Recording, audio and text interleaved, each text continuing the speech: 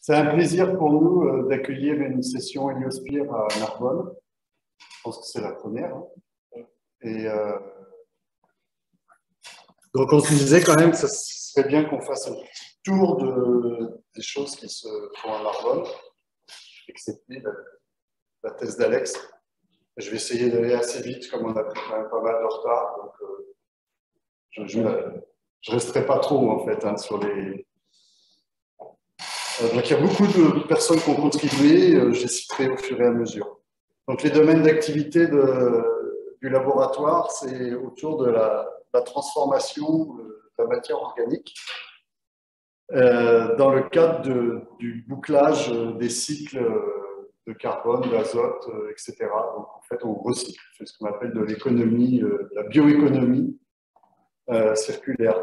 Donc, on a des matières premières qui sont des déchets, mais que pour nous, ce sont des matières premières, ce ne sont pas des déchets.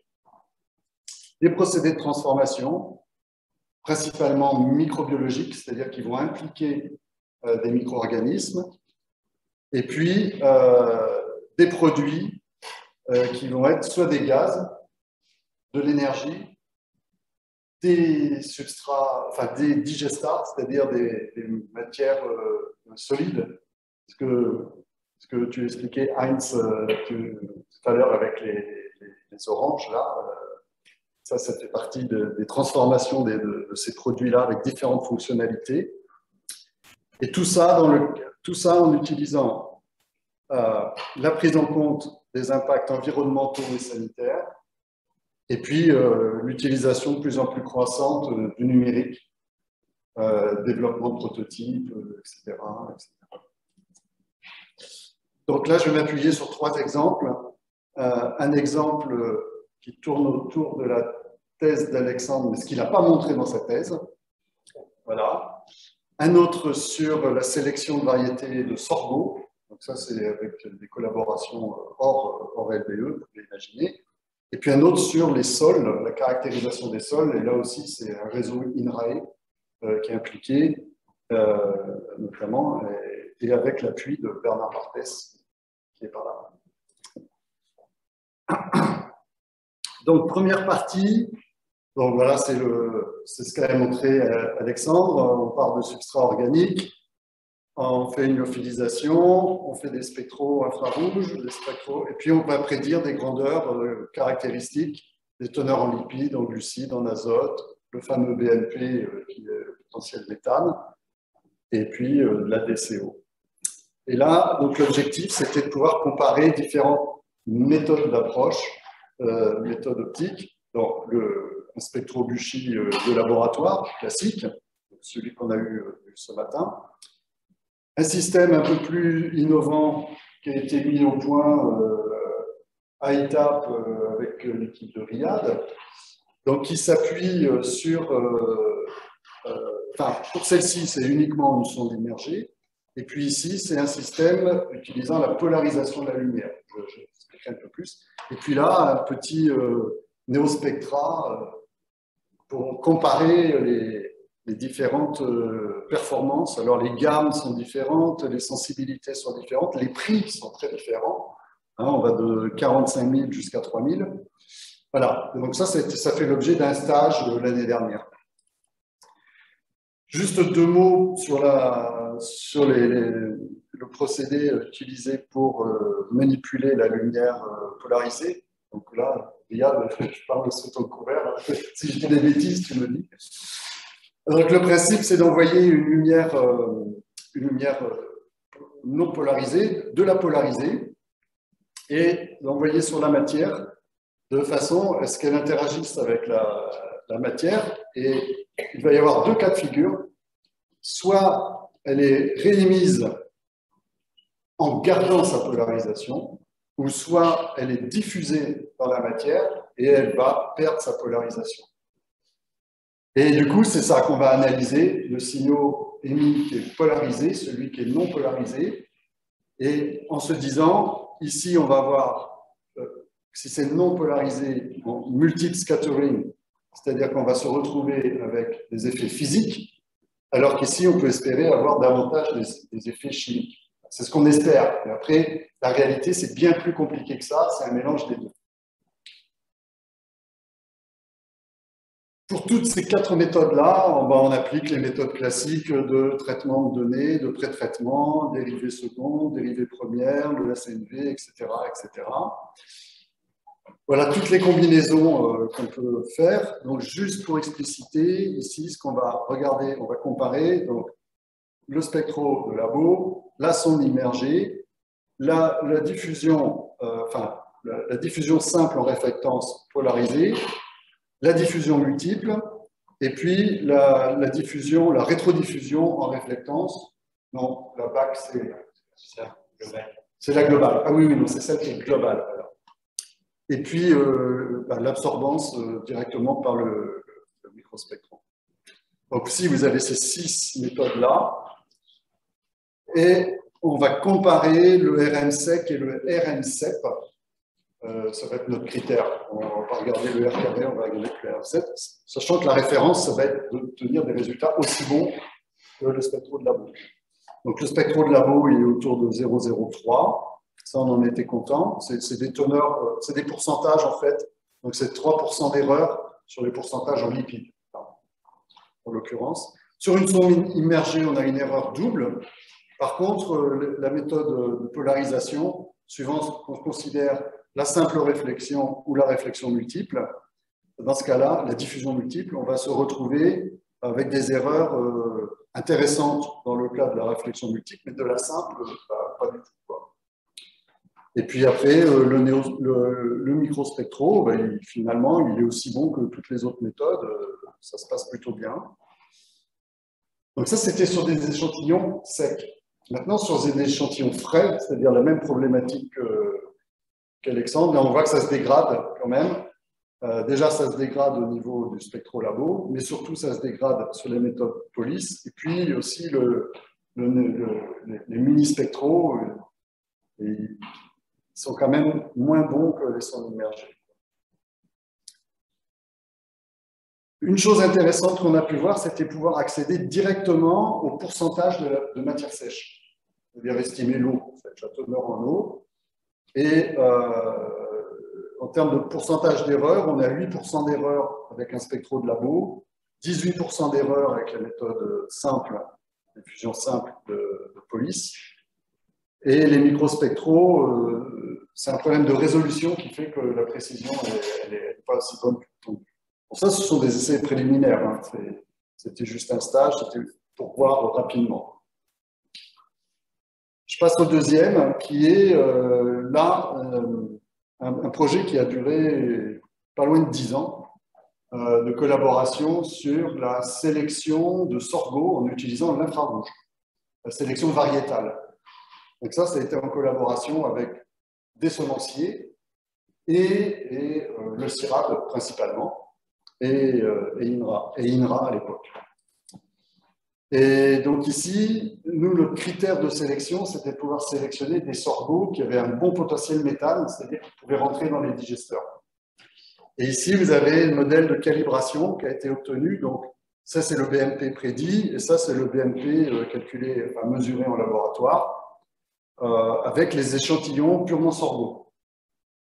Donc, voilà, on a ce qu'on attend, hein, c'est-à-dire quelque chose qui marche, qui fonctionne. Après, dans la réalité, ce qui a été plus compliqué, c'est comme on avait des zones de production à différents endroits et des instituts à différents endroits, on avait une dizaine de spectros différents. Donc, il a fallu mettre en place tout un système de transfert de spectres d'un spectro à l'autre. Et donc, pour ça, on a utilisé différentes matrices, pas uniquement du sorgho, mais des sorghos entiers, de l'inam, du manioc, des fourrages, de façon à faire tout un modèle de transfert d'un spectre à l'autre. Et donc ici, vous avez 2 unités du CIRAD qui vont utiliser soit un spectro de labo, soit un portable ASD, soit un FOSS. Et donc l'appareil de référence, ça va être le Buchik et OLBE sur lequel le modèle a été établi. Et donc, on va faire donc déjà les unités, c'est différent, les gammes sont différentes, etc. Et donc, on va mettre en place tout un système de transfert, de spectre d'un spectro à l'autre. Et donc, on va utiliser le modèle qu'on appelle, enfin, un outil, ChemFlow, qui est un outil, qui est une application web, et donc qui permet de partager des modèles. Et donc là, vous voyez sous forme graphique le workflow, c'est-à-dire le cheminement du traitement de signal, de façon de passer d'un spectro à un autre. Et donc ça, on va avoir un workflow comme ça pour chaque combinaison. C'est-à-dire ici, on va passer d'un spectro tango vers un spectro fausse avec ce workflow-là. Donc ici, vous avez les spectres transférés et les spectres mesurés sur l'autre spectro, donc vous voyez qu'ils se ressemblent quand même assez. Ici, c'est pour passer d'un ASD à un tango, donc même chose, les spectres transférés, les spectres originaux. Et puis ici, vous avez d'un Brucker vers un Bucchi, ça c'est plus facile à faire, parce que c'est à peu près, c'est des transformés de Fourier tous les deux. Et donc on obtient quelque chose, hop, là je suis allé un peu vite, je reviens en arrière. Non, en fait, c'est bon. Et donc, la démarche, c'est, on prend du sorgho, le semencier fait un spectre infrarouge chez lui, il utilise la plateforme, l'application web ChemFlow qui est disponible sur Internet, et puis il a sa prédiction en utilisant le modèle établi en laboratoire. Ben donc ça, c'est des choses qu'on a pu mettre en place, qui fonctionnent pour cette saison-là d'ailleurs.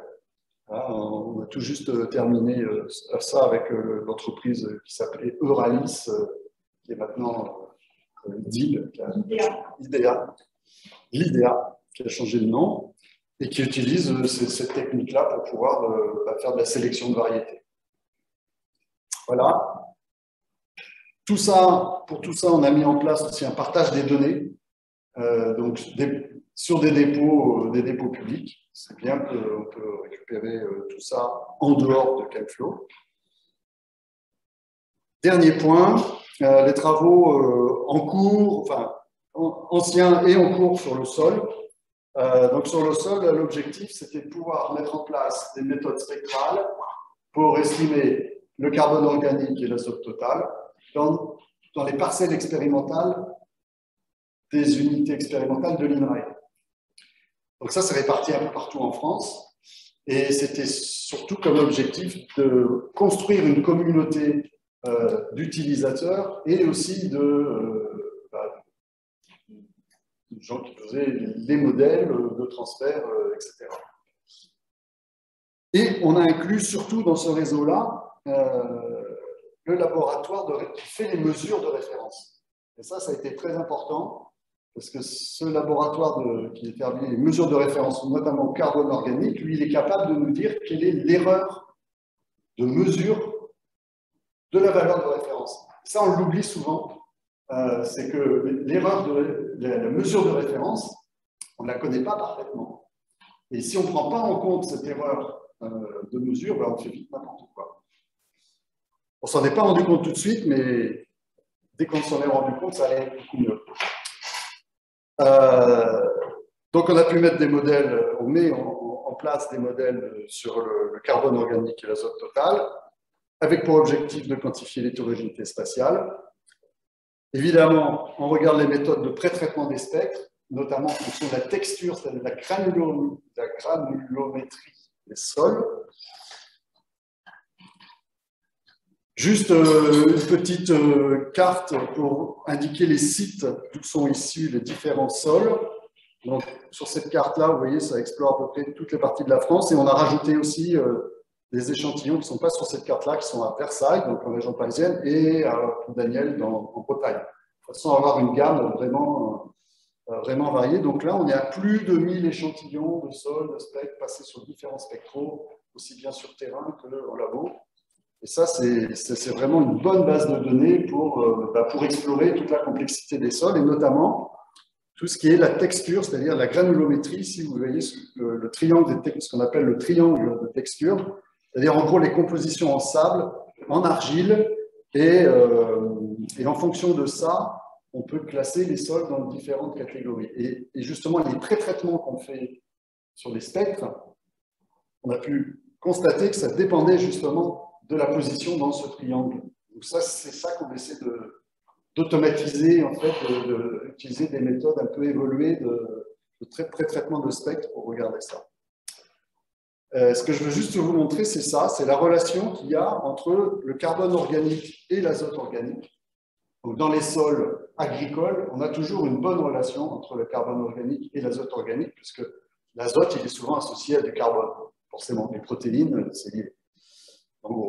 Mais vous voyez qu'ici, par exemple, il y a des sols où c'est fortement décorrélé, c'est-à-dire qu'il y a beaucoup de carbone organique, beaucoup plus que d'azote.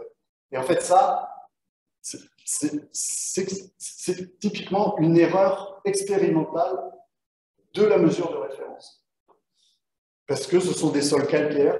Dans les sols calcaires, il y a du carbone non organique qui va venir interférer avec la mesure expérimentale de laboratoire. Et donc, au début, tous ces points-là, on les mettait dans les modèles, et ça détruisait les modèles, mais complètement.